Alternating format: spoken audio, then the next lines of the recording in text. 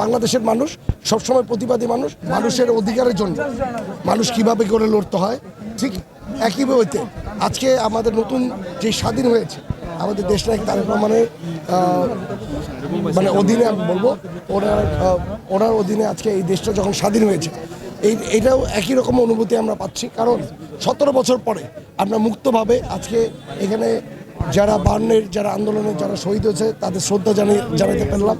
এবার বাংলাদেশের প্রতিটি নাগরিক আজকে তাদের মনের ইচ্ছায় এইভাবে করে তারা শ্রদ্ধাটা জানাতে পারছে।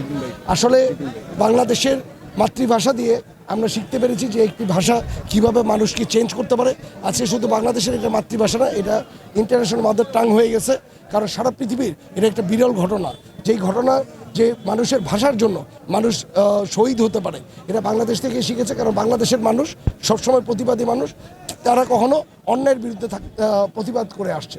আমি আশা করব বাংলাদেশের মানুষ এইভাবে করে যাতে যে কোনো অন্যায়ের বিরুদ্ধে ভবিষ্যতেও যদি কোনো অন্যায় থাকে যাতে সবাই মিলে প্রতিবাদ করে বাংলাদেশের যে কোনো অন্যায়কে আমরা প্রতিবাদের মাধ্যমে যাতে এই দেশের সবসময় কল্যাণমূলক কাজে যাতে আমরা চলে আসতে পারি, এটাই আমার সবার কাছে আহ্বান থাকবে।